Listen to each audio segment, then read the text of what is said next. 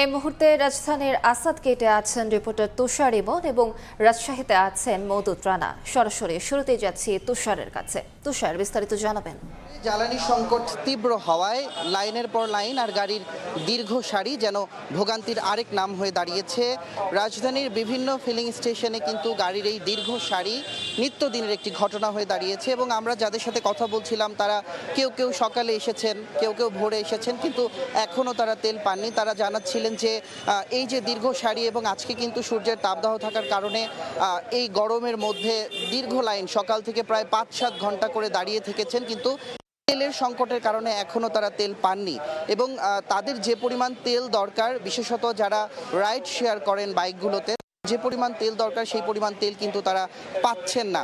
এবং তারা বলছিলেন যে বেশ কয়েকবার লাইনও পরিবর্তন করে দেওয়া হয়েছে, যার কারণে যারা ভোরে এসেছেন 5টার দিকে এখনও তারা কিন্তু তেল সংগ্রহ করতে পারেননি। এবং যারা এখানে কর্তৃপক্ষ ছিলেন তারাও জানিয়েছেন যে তারা যে এই যে তেলের সমাধান হোক তারাও চান, কারণ এটি আসলে ভোক্তা এবং যারা সরবরাহ করছেন তাদের উভয়ের জন্য এক ধরনের ভোগান্তি।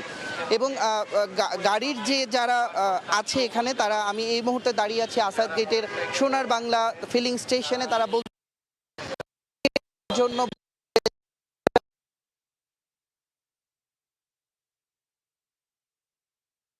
বাইকগুলো আছে, মোটরসাইকেল, সেগুলোতে 500 টাকার তেল সরবরাহ করা হচ্ছে এবং গাড়ির ক্ষেত্রে 2000 থেকে 3000 টাকার তেল সরবরাহ করা হচ্ছে। তো এই বিষয়গুলো কর্তৃপক্ষ আমাদেরকে জানাচ্ছিলেন এবং ঠিক কতদিন এটির সমাধান হবে ভোক্তারা কিন্তু সেই বিষয়েও কথা বলছিলেন।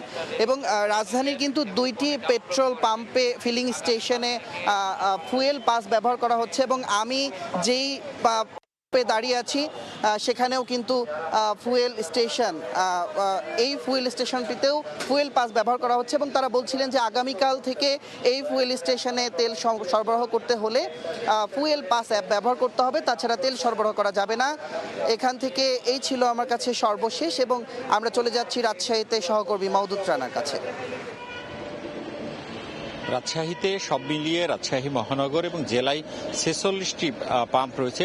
সেখান থেকে রেশনিং সিস্টেমে প্রতিদিন 9 থেকে 10টি তেল পাম্পে তেল দেওয়া হয়।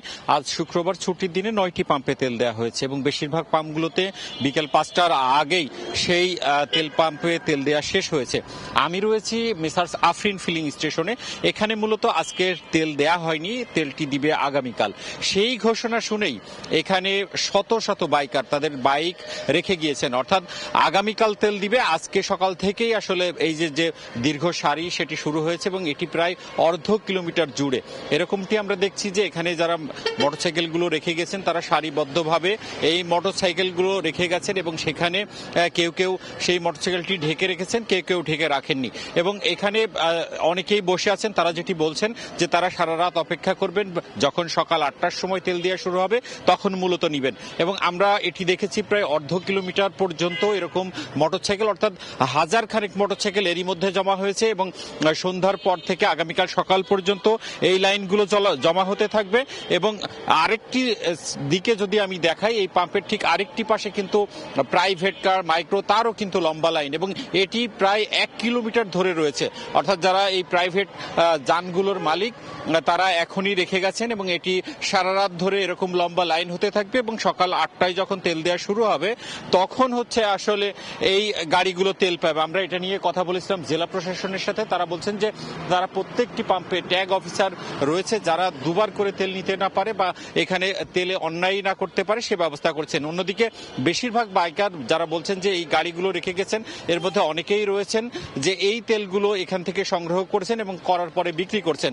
জেলা প্রশাসন বলছেন তারা এই অভিযোগ খতিয়ে দেখবেন এবং ব্যবস্থা নেবেন। এই ছিল রাজশাহী থেকে আমার কাছে সর্বশেষ। সহকর্মীরা যুক্ত হয়েছিলেন আসাদ গেট এবং রাজশাহী থেকে।